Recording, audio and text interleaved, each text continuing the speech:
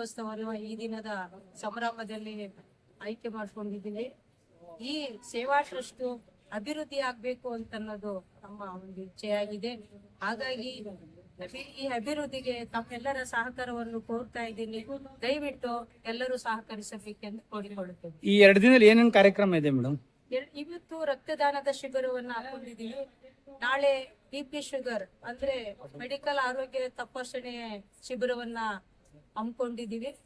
ಹಾಗಾಗಿ ಯಾಕೆಂದ್ರೆ ಈಗಿನ ಒಂದು ಆರೋಗ್ಯದ ಇದರಲ್ಲಿ ಪ್ರತಿಯೊಬ್ಬರು ಕೂಡ ಅದನ್ನ ಚೆಕಪ್ ಮಾಡಿಸ್ಕೊಂಡು ತಮ್ಮಲ್ಲಿ ಇರುವಂತ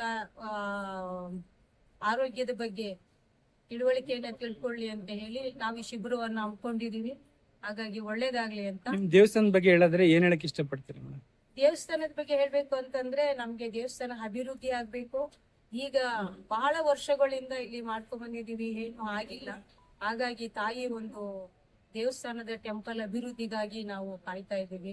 ತಮ್ಮೆಲ್ಲರ ಸಹಕಾರ ಬೇಕು ಅಂತ ಕೇಳ್ಕೊಳ್ತೇನೆ. ತಮ್ಮ ಹೆಸರು ಮೇಡಮ್? ನನ್ನ ಹೆಸರು ಯಶೋಧ ಅಂತ ಹೇಳಿ.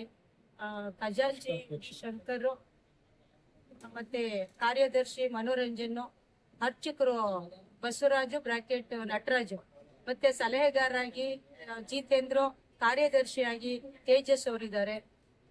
ಈ ಒಂದು ಸಂಘದ ಗುಂಪಿನ ಬಲವನ್ನು ಸಹಕರಿಸಿ ನಮ್ಗೆ ಅಭಿವೃದ್ಧಿ ಮಾಡ್ಬೇಕು ಅಂತ ಕೇಳ್ಕೊತೇವೆ.